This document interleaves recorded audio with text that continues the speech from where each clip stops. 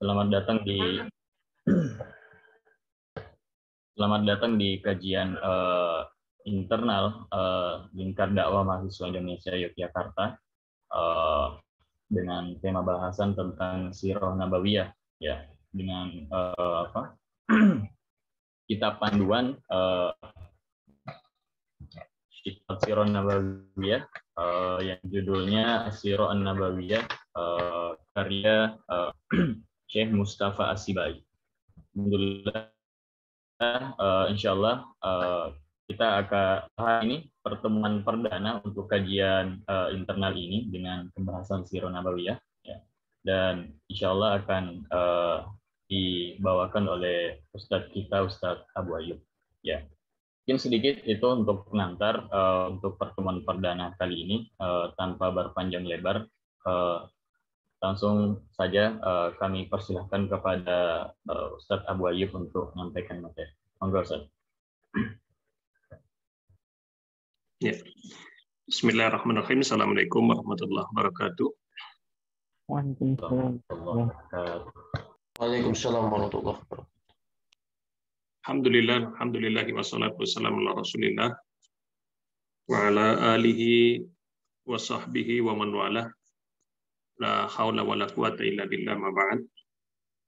Ikhlas kalian yang dirahmati Allah Subhanahu wa taala, alhamdulillah di kesempatan pagi hari ini kita dipertemukan bersama dalam agenda yang cukup bagus, ya, cukup menarik, tentang kajian kita di Sirah Nabawiyah ini. Ya. Ya, insya Allah di pagi ini kita memulai, ya, untuk pembahasan kita. Kita mengambil dari buku Durus wa Ibar, ya, Durus wa Ibar karya Dr. Mustafa As-Sibai. Buku ini termasuk buku yang sudah cukup legendaris, ya, di kalangan para aktivis, ya. Jadi di kalangan para aktivis dulu ada cetakan pertama, ya, dicetak oleh Dewan Dakwah, tetapi sekarang sudah jarang sekali di pasaran karena habis, ya. Ada terjemah baru yang dicetak oleh teman-teman Proyu, ya, dengan judul Muhammad Masih Hidup, ya, Muhammad Masih Hidup. Ini terjemahnya agak lumayan bagus, ya, lumayan bagus. Nanti mungkin bisa dipakai sebagai buku pegangan di teman-teman sekalian. Ya. Penulisan yang ditulis oleh Mustafa As-Sibai ini agak berbeda, ya, dengan penulis-penulis lain. Jadi kalau kita lihat untuk Sirah Nabawiyah, kajian tentang Sirah Nabawiyah itu kan ada minimal 3 tingkatan lah, ya. Pertama adalah tingkatan kita memahami, ya, dari awal sampai akhir. Nah, jadi kita paham Sirah Nabawiyah dari awal sampai akhir. Nah, untuk buku ini yang recommended, ya, kekinian dan cukup bagus itu adalah Sirah Nabawiyah karya Sofiyur Rahman Al-Mubarakfuri. Nah, ini bagus, memberikan penjelasan kepada kita dari awal sampai akhir, sehingga apa?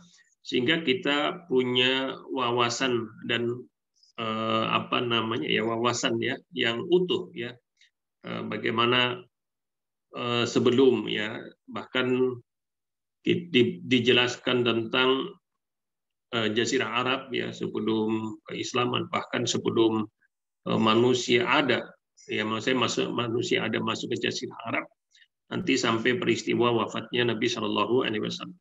Nah, ini terjadi pembahasan yang utuh, ya, pembahasan yang utuh dalam artian tahapan-tahapannya itu utuh.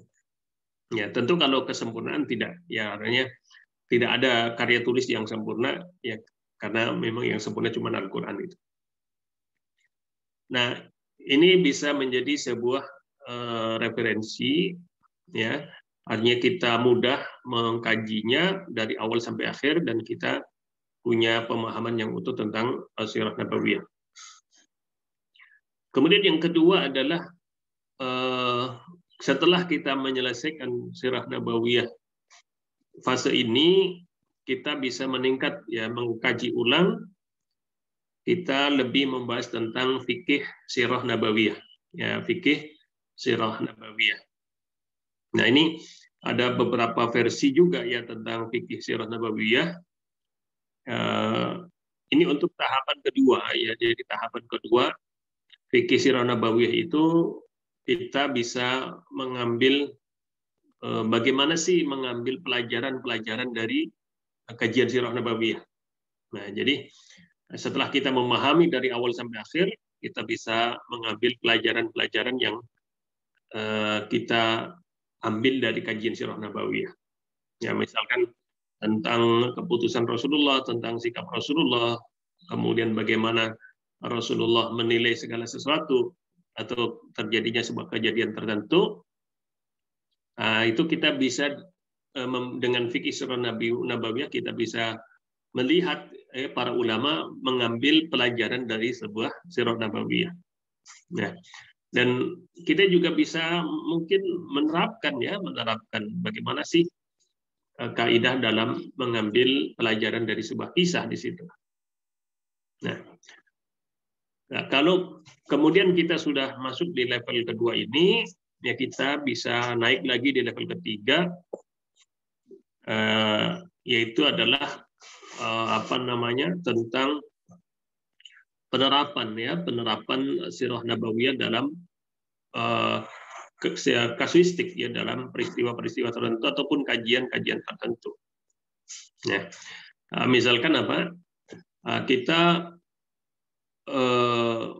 mengkaji sirah nabawiyah dari perspektif tertentu. Misalkan kita mengkaji dari perspektif ekonomi misalkan. Ya, perspektif ekonomi misalkan jadinya kita membahas tentang bagaimana penerapan ekonomi syariah dalam perspektif sirah nabawiyah. Ya. Atau misalkan kita kaji dalam bidang sosial kemasyarakatan, ya, sosial kemasyarakatan, pembangunan masyarakat dalam perspektif sirah nabawiyah.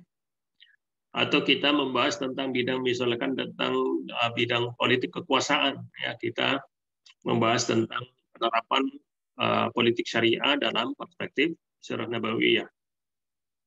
Atau kita membahas tentang misalkan masalah budaya, begitu juga ya, bagaimana perubahan budaya dalam masyarakat dalam perspektif sirah nabawiyah dan seterusnya. Nah, ini kalau kita sudah masuk di level ketiga, ya biasanya itu lebih kepada takhusus ya dalam bidang kita, misalkan dalam kajian akidah. Bagaimana sih fase-fase tahapan dalam penerapan atau pembelajaran akidah dalam perspektif sirah nabawiyah. Kita misalkan takhusus di bidang tafsir ya, mungkin ada tafsir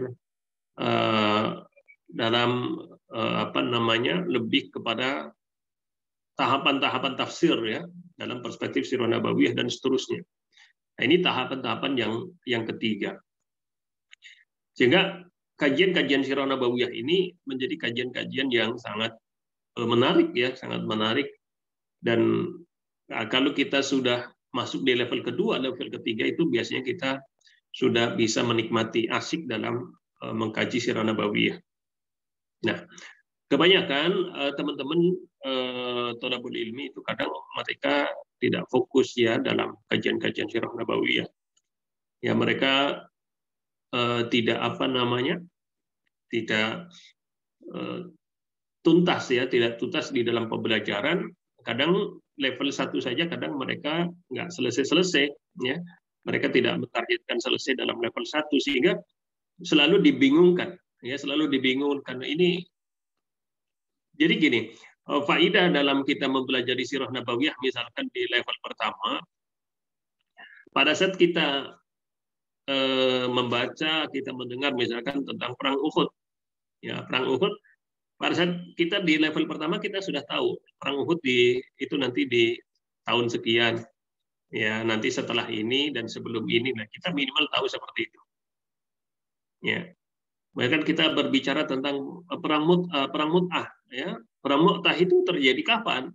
Sebelumnya peristiwa apa dan setelahnya peristiwa apa? Nah, kalau kita sudah di level pertama kita tahu.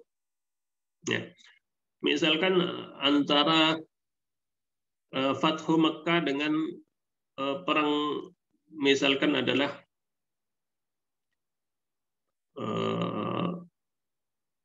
perang Khaybar misalkan ya, dalam perang Khaybar. Duluan mana ya antara perang Khaybar, perang Khandaq, ya, perang Khaybar ya, perang Khaybar dengan Fathu Mekah. Kemudian kapan terjadinya misalkan Bai'at Ridwan ya, kemudian didahului dengan peristiwa apa dan setelahnya ada peristiwa apa, itu kita bisa jadi tahu ya, kita bisa jadi tahu. Nah, ini apa namanya, hal yang kemudian sangat penting itu. Nah, maka ada 3 level, ada 3 tahapan yang kemudian bisa kita agendakan di dalam diri kita. Ya. Biasanya kalau Ana ngajar di pondok untuk Sirah Nabawiyah itu, saya minta santri itu buat ringkasan, ya rangkuman pendek saja. Itu adalah membuat urut-urutan dalam Sirah Nabawiyah. Ini untuk membantu menguasai Sirah Nabawiyah. Nah, misalkan apa? Yang paling mudah misalkan tahun pertama, ya kita mulai tahun pertama dari tahun kelahiran Rasulullah. Ya, kita hitungnya di tahun pertama. Itu apa? Di tahun pertama ini ada berapa poin yang perlu dikuasai? Ya, contoh apa? Peristiwa apa yang terjadi tahun pertama? Nah, itu mungkin ada sekitar 4 poin, 5 poin saja. Ya, nanti tahun kedua, tahun ketiga, tahun keempat, tahun kelima, ya. Ya, itu nanti tidak setiap tahun. Ya, jarang Sirah Nabawiyah itu disebutkan gitu, tapi minimal kita misalkan membaca Sirah Nabawiyah, kita bisa masukkan, oh ini masuk ke tahun ketiga ini tahun kelima ini tahun ke-12. Nah, kita punya rangkuman seperti itu.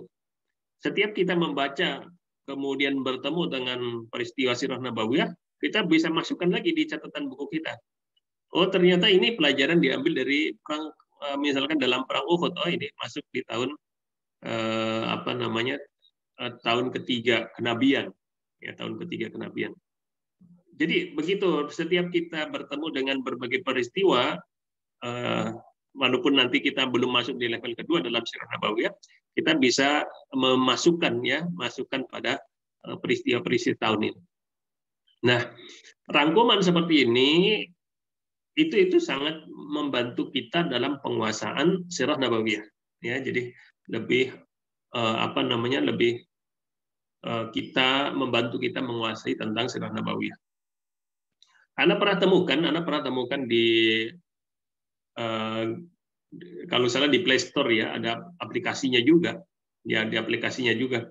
Di tahun pertama apa ya, cuman ada poin-poin saja disebutkan tahun pertama ya, peristiwa perang Gajah, kelahiran Rasulullah, penyerangan Abroha kan gitu. Kemudian mungkin ada 5 poin ya. Nanti tahun kedua pasti yang terjadi. Kalau nggak kita temukan ya nggak usah. Nanti langsung tahun ketiga. Tahun ketiga apa? Mungkin nggak ada lagi ya, bisa tahun keempat, tahun kelima. Nah, ini harapannya itu kita punya apa namanya, memahami secara utuh Sirah Nabawiyah dari awal sampai akhir.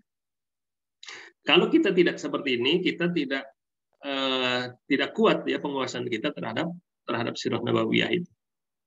Nah, maka ini mungkin bisa menjadi apa namanya, bisa menjadi panduan ya di dalam kita belajar Sirah Nabawiyah itu.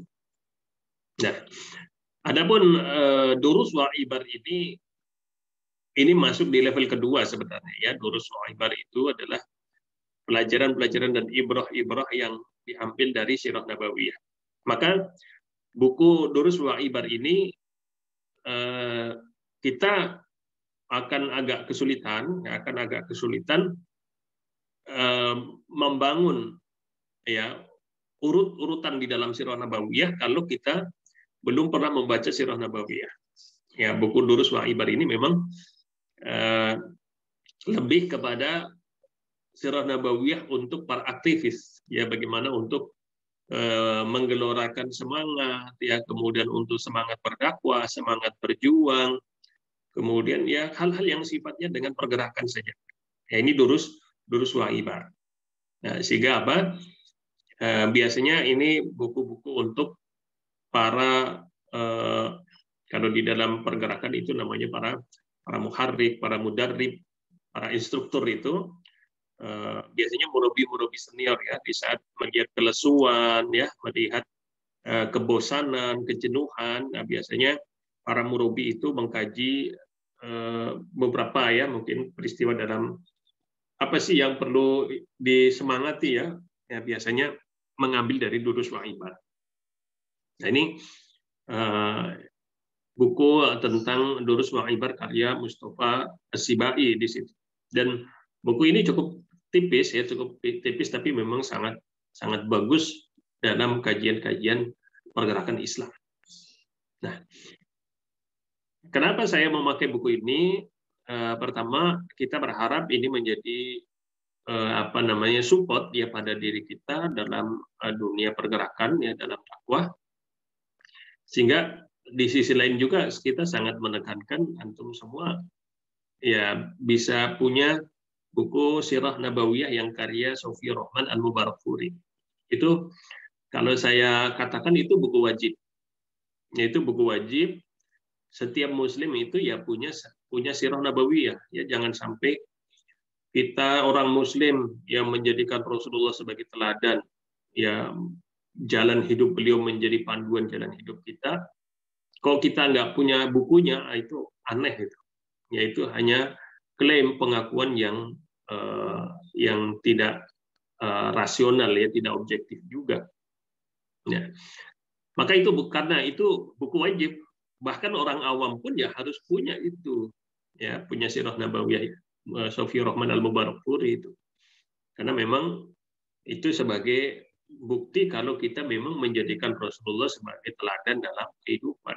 Ya, bagaimana kita meneladani kalau kita tidak bisa memahami dan tidak bisa melihat apa yang sebenarnya dilakukan oleh Rasulullah Shallallahu Alaihi Wasallam. Nah, adapun karya Mustafa As-Sibai ini memang khusus untuk para aktivis, untuk para kader ya. Disinilah kita melihat ya bagaimana seharusnya ya kita sebagai seorang aktivis dakwah kita menyibukkan diri ya dengan berbagai upaya-upaya dalam dakwah kita. Ini termasuk juga kita memahami tentang apa yang seharusnya kita lakukan, dan kita memahami juga tentang feedback ya, tentang respon dari masyarakat, respon dari audiens kita di dalam kita menerapkan dakwah-dakwah di masyarakat. Dan karya Mustafa As-Sibai inilah yang menjadi keseharian apa yang akan didapatkan oleh para aktivis di dalam gerakan dakwah mereka. Nah ini penting. Jadi saat kita terjun dalam dunia dakwah, ya maka otomatis kita harus membekali dengan ini sehingga kita paham. Kita akan berhadapan dengan siapa, ya nanti dalam kajian Sirah Nabawiyah ini kita bisa mengklasifikasi tentang masyarakat, ya kemudian nanti bagaimana apa yang seharusnya dilakukan oleh para murabi, para muharrik, para mudarrib, para aktivis, ya. Kemudian juga kita memahami tentang respon daripada setiap setiap masyarakat ya, setiap orang-orang yang kemudian kita dakwai, ya. Karena dia akan memiliki karakter yang sama, ya. Jadi karakter masyarakat itu sama dalam merespon dakwah itu sama. Ya nanti sikapnya bagaimana, kemudian juga biasanya kita harus mensikapi seperti apa, itu semua ya hampir sama di situ. Ya sehingga ini penting sekali untuk kita kaji bersama seperti itu. Nah, ikhlas sekalian yang dirahmati Allah Subhanahu wa taala, ya, untuk bukunya teman-teman sudah punya semua belum ya? Untuk yang itu yang ini yang Muhammad masih hidup itu. Ini ada penerbit Uswah ya punya Anda sudah prolog. punya, Ustaz? Sudah punya ya? Ustaz, mungkin punya tapi kemarin lupa naruh di mana dan belum cari lagi. Iya, alhamdulillah. Jadi kalau udah punya, nanti saya ingin dalam kajian kita antum membaca ya, antum bacakan pergantian. Nanti saya coba akan menjelaskan penekanan-penekanan di dalam Durus Wa'ibar ini seperti itu. Ya. Dan ada ya bukunya ya sekarang?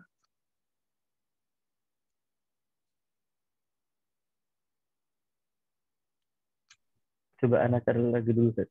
Apa? Sebentar. Siapa yang sekarang punya? Yang sedang pegang siapa?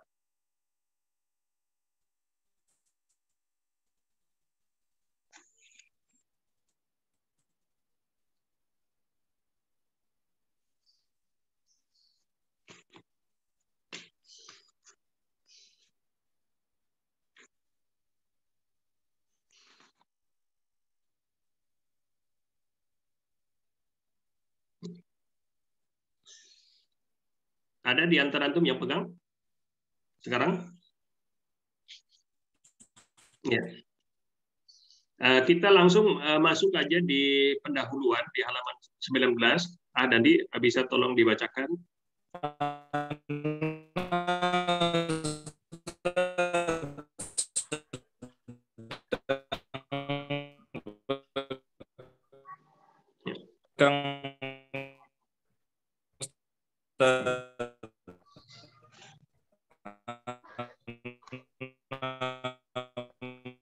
Halaman 19 ya, Ustaz? Tentang keistimewaan Sirah Nabawiyah. Ya. Pendahuluan. Ya, pendahuluan bagian A, keistimewaan Sirah Nabawiyah. Ya. Sirah Nabawiyah, perjalanan Rasulullah SAW memang memiliki daya tarik tersendiri untuk senantiasa dikaji. Dengan mengkajinya akan timbul kepuasan tersendiri, baik secara spiritual, intelijensi, ataupun secara historis. Karenanya, kajian terhadap hal ini menjadi begitu urgen bagi para ulama, para da'i yang menyeru ke jalan Allah, dan orang-orang yang memiliki kepedulian sosial, yakni agar mereka mampu membumikan syariat dengan baik di tengah-tengah manusia, dengan metode yang mampu ditangkap oleh manusia dalam syariat itu. Nah, dalam syariat itu, aturan yang seharusnya mereka pedomani di saat kebingungan menentukan arah kehidupan dan di saat badai cobaan menerpa. Sirah Nabawiyah juga telah membuka pintu hati manusia di hadapan para dai, sehingga ajakan kebaikan itu lebih cepat ditangkap dan lebih relevan. Berikutnya kami paparkan keistimewaan Sirah Nabawiyah secara gamblang. Ya, cukup.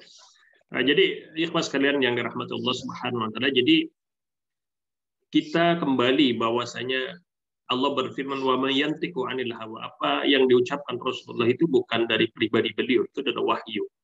Ya. Sehingga perilaku yang dilakukan oleh Rasulullah yang itu terangkum dalam sebuah perjalanan hidupnya, maka ini adalah sebuah wahyu, ya, keistimewaan yang sangat luar biasa. Sehingga apa? Disitulah kesempurnaan ilmu. Ya, maka di dalam Sirah Nabawiyah itu kita akan mendapatkan apa? Kita akan mendapatkan peningkatan dari sisi kecerdasan, ya, kecerdasan. Maka orang-orang yang kemudian mengkaji Sirah Nabawiyah dia akan cerdas, analoginya dia kuat, ya, analisanya dia kuat. Kemudian juga spiritualitasnya akan meningkat otomatis. Subhanallah, hal yang sangat luar biasa. Spiritual kita, inteligensi kita, kemudian yang paling luar biasa juga adalah kita memahami tentang histori sejarah.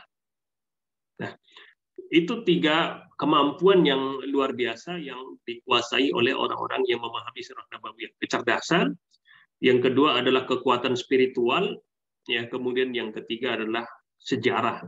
Ya. Orang tidak akan bisa membantah lagi pada saat kita sampaikan sejarah, karena itu fakta, itu dalil fakta, itu adalah sebuah sejarah.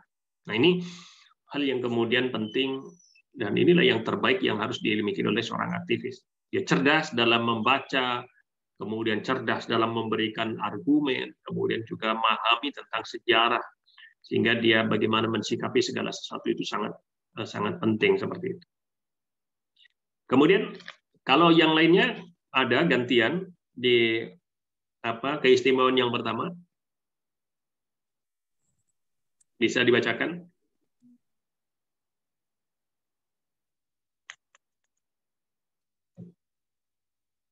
Kalau nggak ada di lagi, silakan. Suun mungkin bisa bacain. Nah, Ya.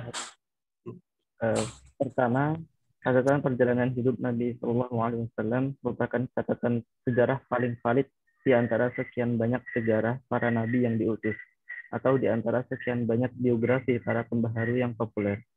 Perjalanan kehidupan Rasulullah sampai kepada kita melalui berbagai metode ilmiah yang paling valid dan terpercaya, seperti yang akan kita lihat pada pembahasan tentang sumber-sumber sirah Nabi SAW. Metode-metode yang ditempuh tidak meninggalkan celah keraguan sedikit pun terhadap berbagai peristiwa nyata dan kejadian luar biasa. Metode ini juga sekaligus memudahkan kita untuk mengetahui berbagai peristiwa, mukjizat, dan kejadian yang tidak masuk akal yang disisipkan dalam sirah pada masa belakangan, yang bertujuan untuk membesar-besarkan ketakjuban kepada diri Rasulullah sampai melebihi kedudukan mulia, kesucian risalah, dan keagungan sejarah hidup Rasulullah sebagaimana yang dikehendaki oleh Allah. Ya, kita lihat ya, pertama adalah kevalidan. Ya, kita kalau berbicara tentang biografi, ya, tentang sejarah, maka tidak ada kevalidan yang sangat valid daripada penulisan sirah nabawiyah. Ya, kita lihat bagaimana ulama-ulama hadis dalam meneliti satu persatu hadis yang datang dari Rasulullah dan seterusnya, dan itu tidak akan pernah kita dapati dalam sebuah kajian apapun. Ya, tidak ada. Ya, artinya sejarah membahas tentang filosof siapa, bahkan para nabi yang lainnya. Jangankan para filosof, para nabi lain saja selain Nabi Rasulullah itu banyak kisah-kisah yang kemudian itu tidak benar. Ya, seperti misalkan bagaimana orang-orang Nasrani mengkaji, memahami tentang Isa al-Masih, ya mungkin orang Yahudi memahami tentang Nabi Musa alaihissalam. Banyak kisah-kisah yang kemudian itu tidak valid. Tidak valid tidak bersanad. Itu yang penting itu ya. Tapi kalau kajian sirah nabawiyah itu pasti akan bersanad, betul-betul bisa disandarkan kepada Rasulullah, karena itu dia ambil dari hadis-hadis yang sahih. Nah, ini diantaranya adalah sebuah kevalidan ya. Ini bisa dipertanggungjawabkan. Kemudian juga ikhlas kalian yang dirahmati Allah Subhanahu wa taala, sehingga dari kevalidan ini kita tidak ada celah keraguan dalam menerima kebenaran dari sirah nabawiyah yang ini menjadi pelajaran dalam kehidupan kita. Kemudian juga beliau mengatakan bahwasanya kita ingin fokus ya dalam kajian sirah nabawiyah ini, kita tidak seperti yang dilakukan oleh sebagian orang ya, yang hanya mengkaji sirah nabawiyah bertujuan untuk menimbulkan ketakjuban kepada kesucian Rasulullah ya, ataupun kenabian Nabi Sallallahu Alaihi Wasallam. Kita tidak bukan pada sisi itu penekanan daripada sirah nabawiyah itu, tapi pada sisi keteladanan ya. Kita lihat banyak sekarang orang kalau ditanya tentang cinta kepada Rasulullah luar biasa, semua orang mengatakan cinta ya, bahkan mereka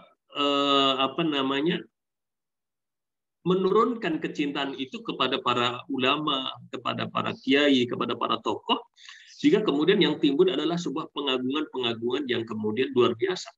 Ya.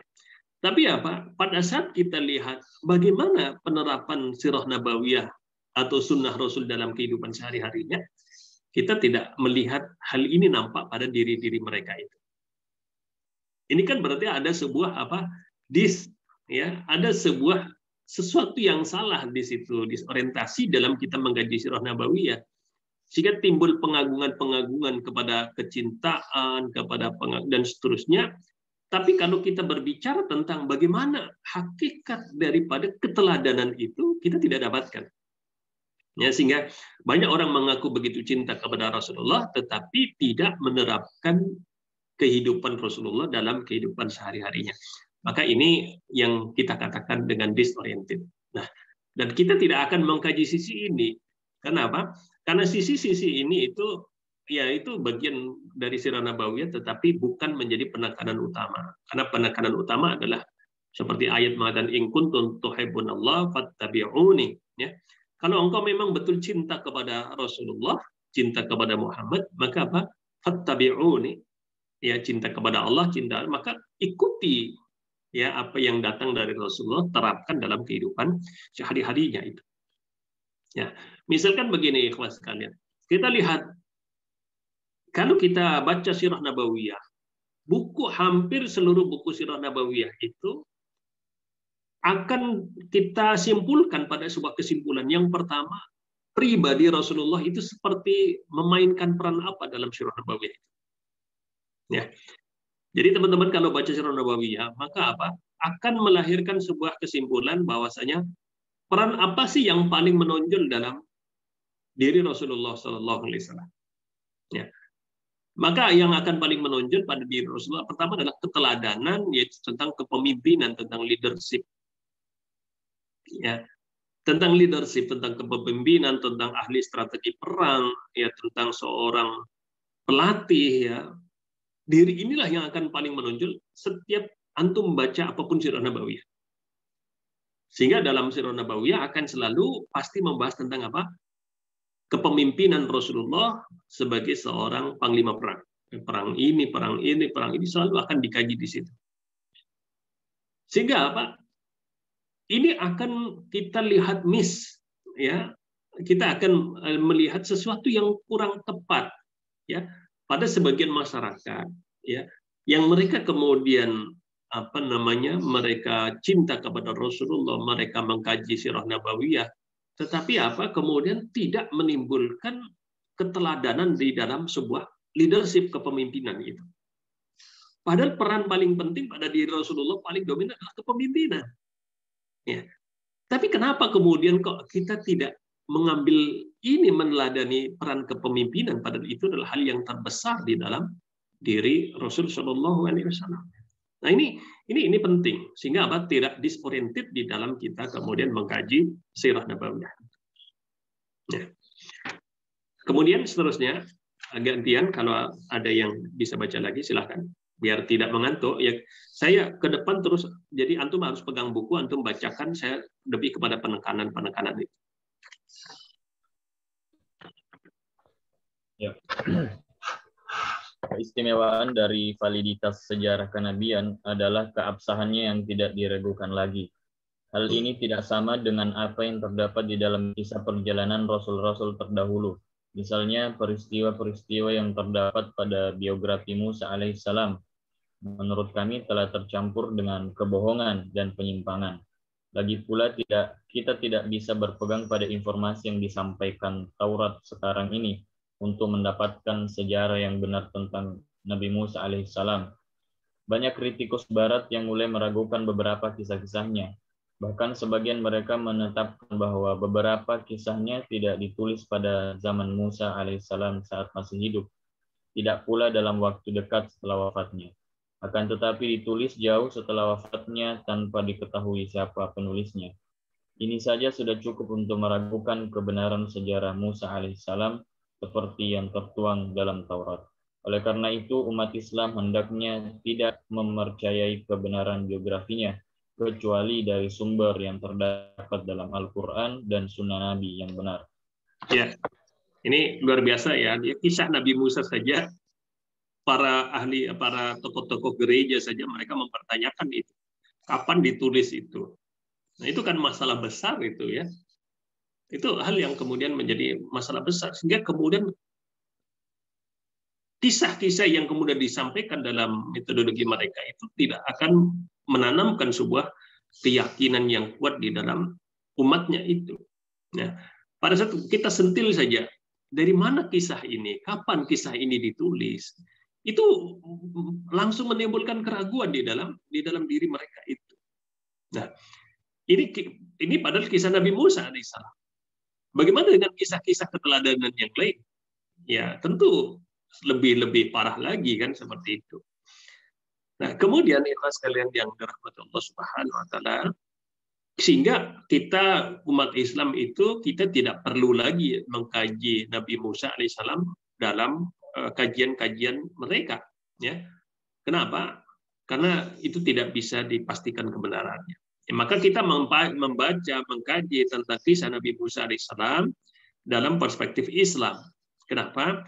Karena disitulah kita bisa memastikan kebenarannya, karena kisah-kisah Nabi Musa dalam perspektif kita adalah diambil dari Al-Quran, ya, diambil dari Rasulullah, yang kemudian ini dipastikan kebenarannya itu.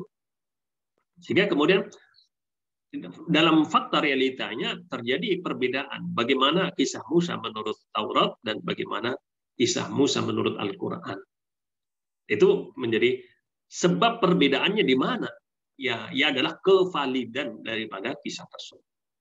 Nah, ini penting. Ya, kalau kita berbicara tentang ilmiah kevalidan, maka kita sebagai orang Ahlus Sunnah wal Jamaah, maksudnya yang harus menjadi rujukan dalam keilmuan kita adalah Al-Quran dan Sunnah, itu yang kemudian menjadi harus kita terapkan juga di dalam kajian-kajian sejarah. Ya. Kemudian seterusnya, sementara terhadap biografi Nabi Isa alaihissalam juga dikatakan seperti itu. Injil-Injil yang dianggap resmi oleh gereja-gereja Masehi baru ditetapkan ratusan tahun kemudian setelah wafatnya Isa al-Masih.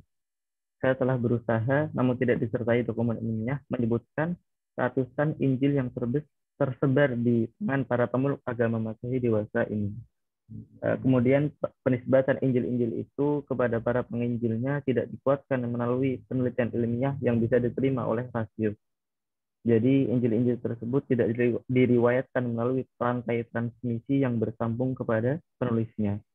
Beberapa kesalahan juga dikatakan oleh para kritikus Barat pada nama-nama sebagian penulisnya. Siapakah mereka dan pada masa kapan itu dilakukan? Ya, insya Allah ini bisa dipahami ya. Diteruskan lagi. Jika di dalam kisah hidup para rasul saja terdapat beberapa keraguan, tentu keraguan itu lebih kuat terdapat dalam biografi para penyiar agama dan falsafah lain yang pengikutnya terhitung ratusan juta di seluruh dunia, seperti Buddha dan Konfusius. Riwayat-riwayat tentang biografi mereka yang sampai di telinga para pemeluknya bukan merupakan sumber yang terpercaya menurut penelitian ilmiah, karena riwayat yang tersebar di antara mereka itu dihiasi kebohongan-kebohongan dan ditambahi dengan dongeng-dongeng dan penyimpangan-penyimpangan oleh generasi-generasi penerusnya karena kefanatikan agama. Teruskan sedikit lagi. Dengan demikian, kami menyimpulkan bahwa biografi yang paling valid dan paling kuat keajegan dan kesinambungan transmisinya adalah biografi Muhammad Rasulullah Sallallahu Alaihi Wasallam. Nah, itulah. Jadi maka disebutkan oleh para ulama hadis, ya, seandainya tidak ada sanad, ya maka semua orang akan berbicara semaunya itu. Ya, sehingga ini diantara urgensi sanad. Sanad itu ya silsilah keilmuan yang kemudian didapatkan. Itu menjadi sebuah pertanggungjawaban itu. Nah, sehingga ini tidak ada kecuali pada agama Islam. Apakah dalam agama lain ada sanad? Nggak ada. Ya, di agama lain itu nggak ada sanad. Ya, sehingga kemudian yang terjadi berbagai perubahan-perubahan dalam perubahan-perubahan di dalam ajaran, ya, bahkan nanti sampai kepada ajaran, keyakinan dan seterusnya. Kita bisa pastikan sekali ajaran-ajaran agama lain 100 tahun sekarang akhir dengan sebelumnya pasti banyak perbedaan itu. Karena memang tidak ada penjagaan dari sisi ajarannya itu. Ya. Jadi kita lihat dalam perjanjian lama dan perjanjian baru itu saja ada perubahannya. Contoh, dalam perjanjian lama jelas dikatakan bahwa daging babi itu adalah haram. Ya. Tapi kalau dalam Injil-Injil yang ditulis, Injil-Injil yang ditulis dicetakan setelah tahun 70-an, itu ada tambahan di situ. Ya, yang diharapkan adalah babi hutan. Ya, jadi kalau babi ternak itu nggak apa-apa. Artinya gitu. Ada perubahan-perubahan penyesuaian dalam kehidupan masyarakat ini. Nah ini sehingga kalau di Al-Quran disebutkan kebanyakan mereka hanya mengikuti hawa nafsu mereka itu. Ya. Nah, tapi dalam Islam kita ada sanad. Dengan sanad ini hanya tidak bisa semua orang berbicara semaunya tentang agama, nggak bisa. Nah ini untuk menjaga keautentikan daripada ajaran daripada agama Islam. Ya. Kemudian yang kedua, tolong dibacakan. Kedua, kehidupan Rasulullah SAW sangat jelas dalam setiap fasenya, sejak masa perkawinan ayahnya Abdullah dengan ibunya Aminah hingga wafatnya beliau SAW. Kita akan mengetahui banyak hal positif semenjak kelahirannya, masa kanak-kanaknya, remajanya, pekerjaannya sebelum kenabian, perjalanannya keluar Mekah sampai kemudian Allah mengangkatnya sebagai Rasul yang mulia. Selanjutnya, kita juga bisa mengetahui gambaran secara lebih detail dan lebih lengkap semua kisah perjalanan beliau setelah itu dari tahun ke tahun, di mana hal itu membuat biografi Nabi Shallallahu Alaihi Wasallam menjadi terang laksana mencari. Sebagaimana diungkapkan oleh para kritikus Barat, sungguh Muhammad adalah satu-satunya pribadi yang dilahirkan laksana sinar mentari. Ya, ini hal yang sangat luar biasa ya, luar biasa. Jadi pada saat Allah memerintahkan pada diri Rasulullah ke teladan, itu adalah teladan yang sempurna. Ya, teladan yang sempurna. Maka saya katakan tadi, kita bisa mengabadikan kehidupan Rasulullah dalam fase tahun per tahun itu. Ya, bahkan sekarang kita usia berapa ini? Bahkan usia antum sekarang 21 tahun, 22 tahun, 20 tahun. Antum bisa kaji apa yang dilakukan Rasulullah pada usia-usia tersebut. Ya. Kita lihat para sahabat di usia-usia 20 tahun apa yang mereka lakukan. Itu sebuah keteladanan yang sangat luar biasa itu. Ada kesempurnaan. Bahkan pada Rasulullah di masa anak-anaknya seperti apa. Ya. Subhanallah, kita lihat kemandirian yang sangat luar biasa. Rasulullah dari usia 6 tahun, 7 tahun, 8 tahun sudah bekerja, ya 12 tahun sudah ikut berdagang. Ini sebuah keteladanan yang sangat luar biasa. Rasulullah bisa dikaji bahkan sampai dari sejak perkawinan kedua orang tuanya. Sehingga apa? Di situ sebuah kejelasan siapa Muhammad itu, ya, bagaimana kepribadiannya, bagaimana sikapnya, bagaimana dalam kehidupan sosial di masyarakatnya itu jelas. Ya. Coba misalkan kita bandingkan dengan filosof-filosof Barat, ya bahkan kita temukan ada fase-fase kehidupan mereka yang ya sangat tidak layak, ya fase-fase kehidupan yang mereka kemudian tidak mungkin bisa jadi sebuah keteladanan. Nah, begitu juga pada nabi-nabi lain, Nabi Musa, ya kisahnya cuma sepotong-sepotong, bahkan di dalam Al-Quran pun Allah tidak sebutkan secara lengkap. Ya, apalagi kemudian dalam literasi yang lain, pasti lebih nggak jelas, ya pasti nggak jelas itu. Ya. Begitu juga nabi-nabi yang lain. Nabi Isa saja, kapan masa remajanya, bagaimana masa usia 10 tahunan, 12 tahunan. Itu semua terpotong-potong yang kemudian menjadi sebuah hikmah bahwasanya tidak ada kesempurnaan dalam keteladanan kecuali kepada Nabi Shallallahu Alaihi Wasallam yang memang secara jelas dalam tahapan-tahapan per tahun, bahkan bisa dari waktu ke waktunya bisa kita kaji dari perjalanan hidup Rasulullah itu. Kemudian setelahnya, belum pernah dijumpai seorang pun dari rasul-rasul terdahulu yang perjalanan hidupnya menyamai beliau. Nabi Musa alaihissalam misalnya, kita sama sekali tidak mengetahui bagaimana dia melalui masa kanak-kanaknya, remajanya, dan bagaimana kehidupannya sebelum masa kenabian. Kita hanya mengetahui sedikit saja tentang kehidupannya setelah kenabian, yang tidak memberikan kepada kita gambaran sempurna tentang kepribadiannya. Begitu pula dengan biografi Nabi Isa alaihissalam. Kita tidak mengetahui sama sekali kehidupan masa kanak-kanaknya kecuali apa yang disebutkan oleh Injil-Injil sekarang. Padahal Injil itu sendiri disusun oleh orang-orang Yahudi dan lalu diperdebatkan oleh para pendetanya. Hanya dari Injil-Injil itulah diperoleh kisah-kisah perjalanan tentang masa kecilnya. Selanjutnya kita juga tidak mengetahui keadaannya setelah kenabian, kecuali yang terkait dengan dakwahnya dan sedikit tentang pola hidupnya. Adapun hal-hal selain itu, semuanya masih terhalang oleh kabut yang sangat tebal. Ya, itu fakta ya, fakta realitas seperti itu. Bahkan Injil sendiri digugat ya oleh para pendetanya tentang keasliannya, kevalidannya dan seterusnya. Nah, maka di saat kemudian umat itu ingin berteladan yang mengambil contoh ya para nabinya, ya tentu mereka tidak mampu. Yang tidak mampu karena memang banyak fase-fase kehidupan yang itu kemudian tidak terungkap. Ya, tidak terungkap. Ini kan menjadi masalah. Ya, ini akan menjadi sebuah masalah pada saat kita ingin misalkan seorang pengikut Nabi Isa pada zaman sekarang ingin mengikuti keteladanan Nabi Isa yang sebenarnya ya dia tidak akan menemukan itu dan tidak akan dapatkan itu. Terlebih kemudian pada saat terjadi sifat ekstrim dari para pengikutnya yang kemudian mengangkat Nabi Isa di atas derajatnya menjadi anak Tuhan, maka umat ini sudah tidak mungkin akan mampu lagi untuk meneladaninya karena memang sudah beda ya. Beda ya, antara manusia dengan anak Tuhan itu sesuatu yang berbeda. Sehingga tidak mungkin itu menjadi sebuah teladan yang baik dalam kehidupan itu. Ya. Adapun Rasulullah ya seperti yang kita ketahui bersama ya.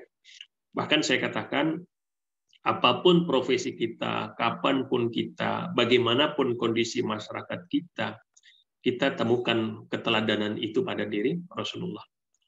Antum ingin mengisi masa-masa di usia antum seperti apa? Lihatlah bagaimana masa-masa Rasulullah di usia seusia antum.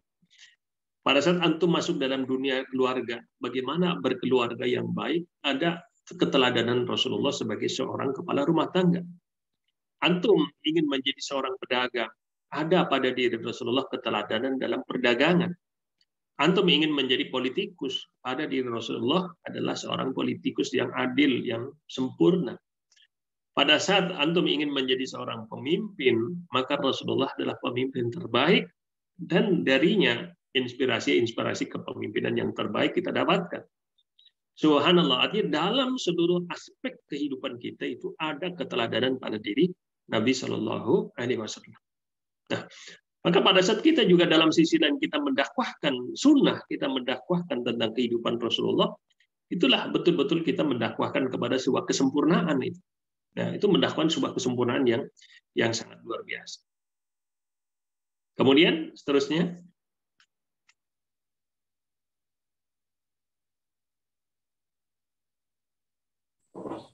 Ya, Ustaz. Ya.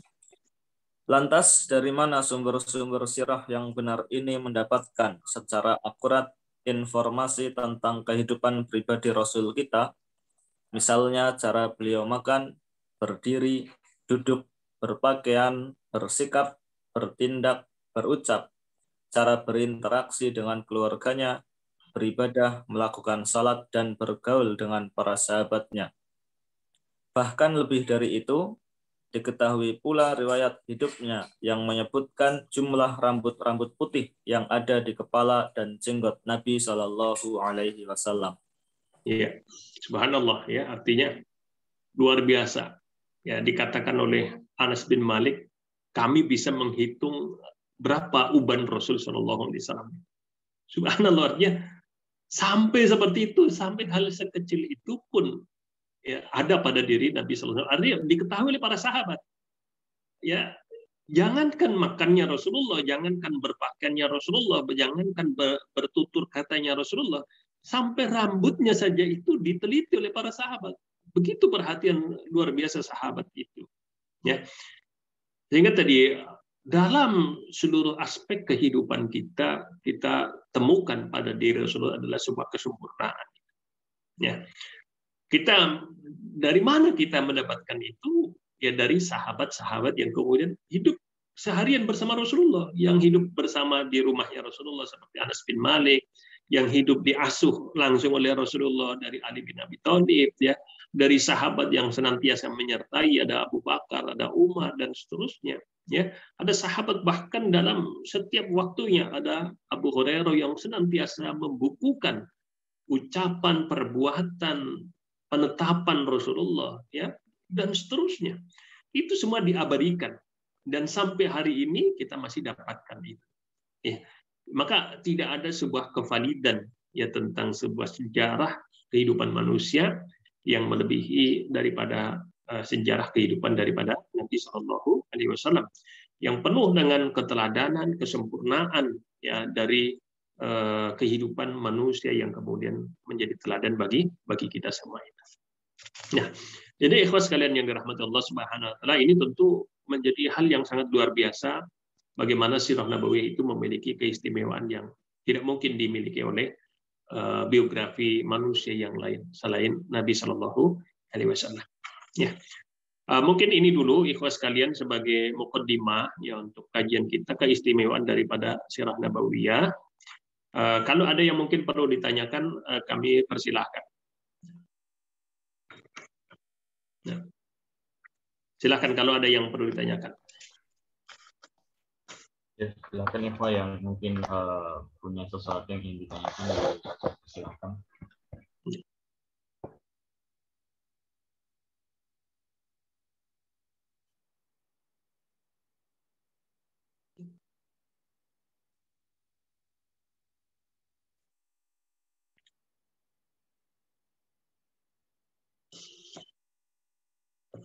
Pak Ustadz, Anda ingin bertanya, Ustadz?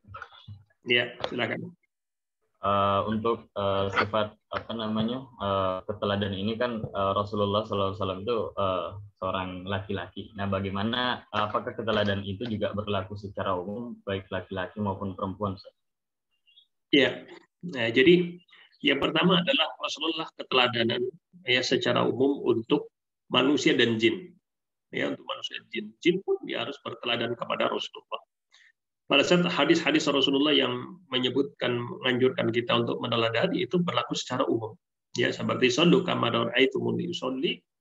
Salatlah kalian sebagaimana saya salat, termasuk juga untuk jin, termasuk juga untuk perempuan. Salatnya harus seperti Rasul sallallahu alaihi wasallam. Ya. Adapun yang kemudian nanti berlaku kepada kekhususan, maka Rasul itu sudah menjelaskan. Ya. Seperti apa? Misalkan para sahabiat, para perempuan yang duduk bertanya langsung kepada Rasulullah tentang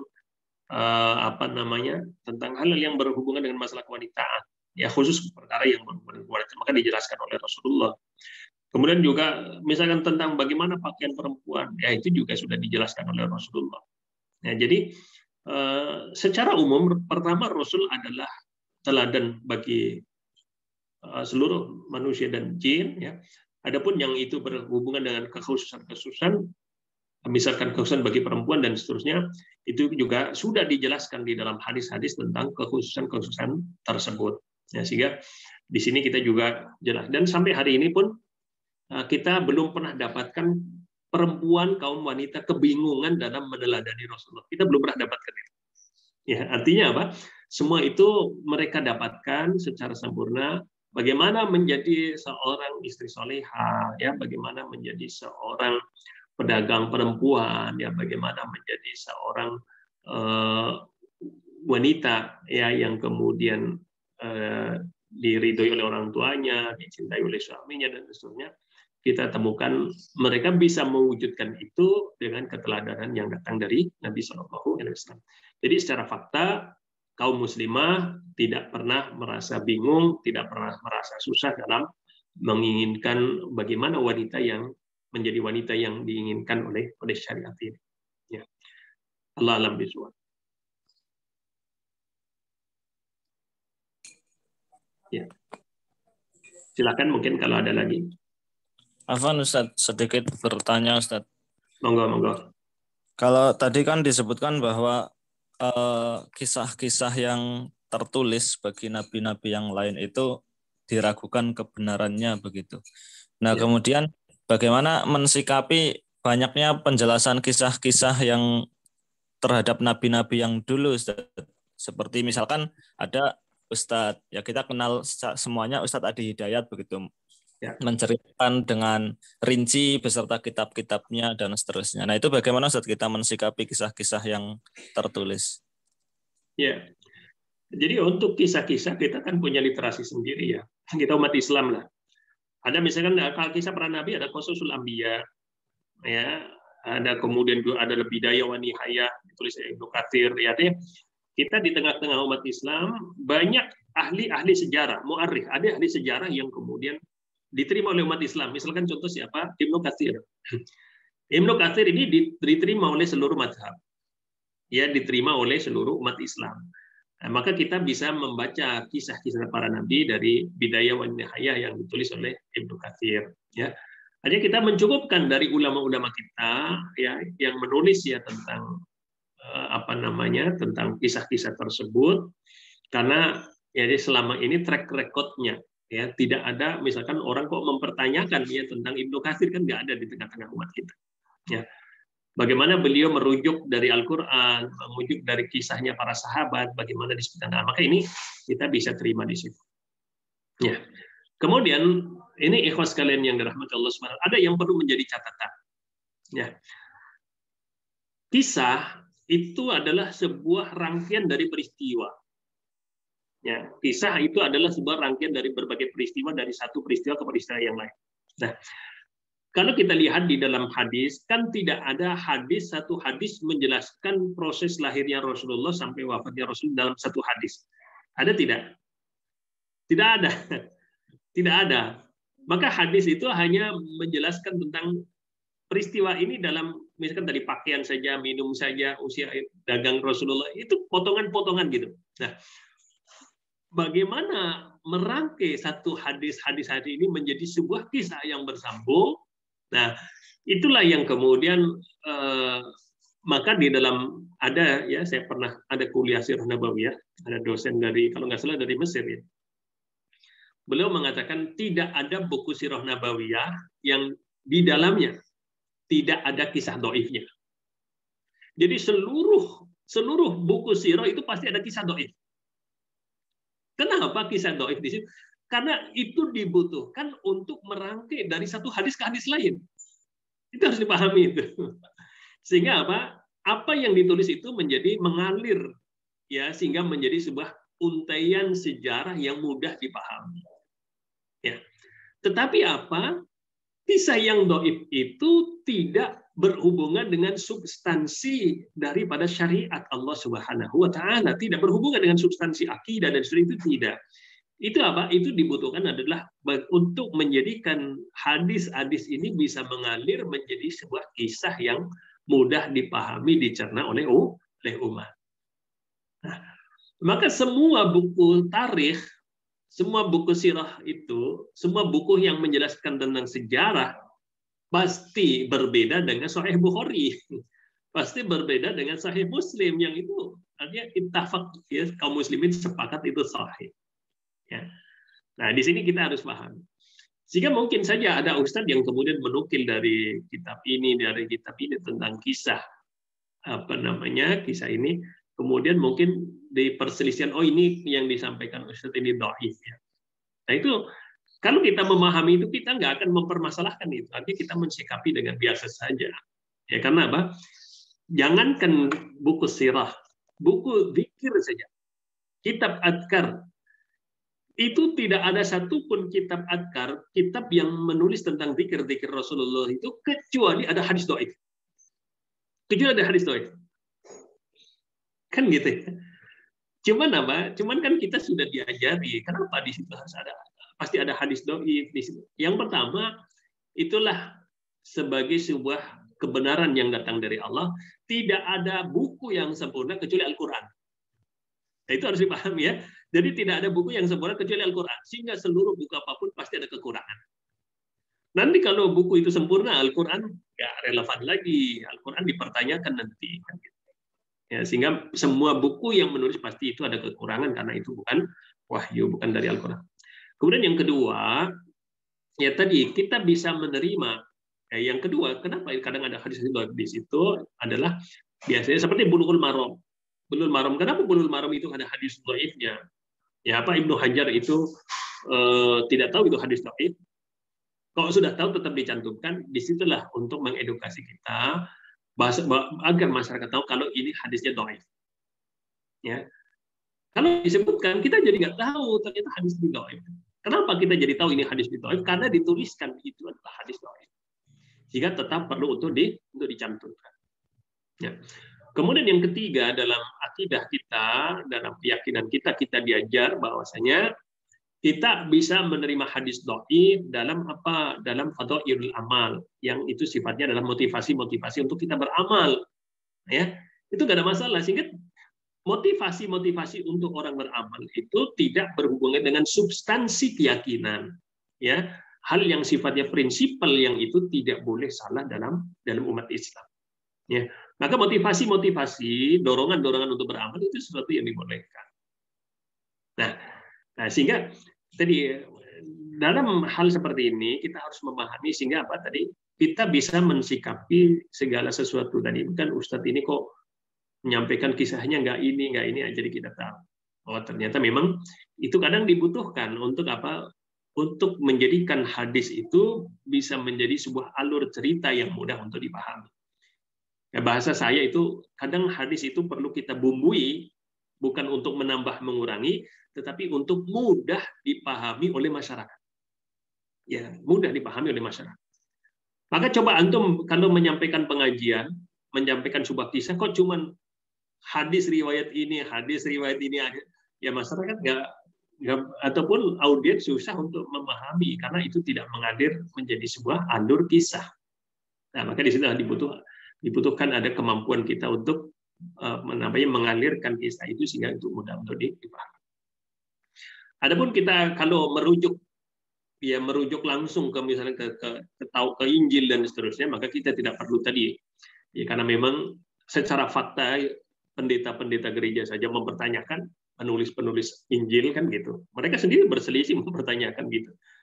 Nah, terlebih kita temukan di dalam Al-Qur'an bahwasanya Allah sudah mengabarkan kepada kita bahwasanya mereka merubah ya apa yang datang dari Allah Subhanahu wa taala. Sehingga kemudian ya kita tidak perlu menjadikan merujuk kepada kitab-kitab itu sebagai referensi kebenaran ya.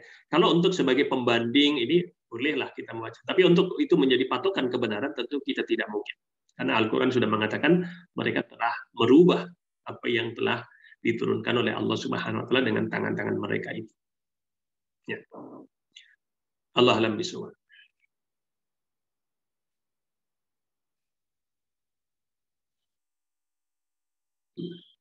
Ada lagi mungkin silakan kalau masih ada.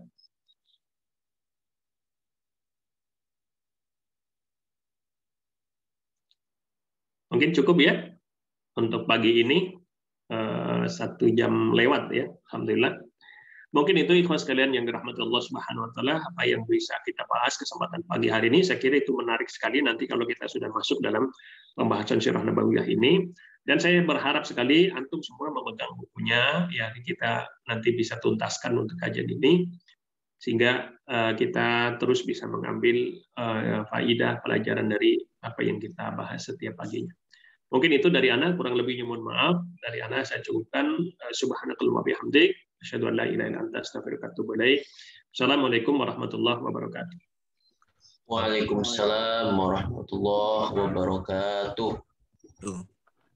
Baik, kami ucapkan jazakallah khair kepada Ustaz yang sudah menyampaikan materinya pada pertemuan perdana hari ini, dan kami harapkan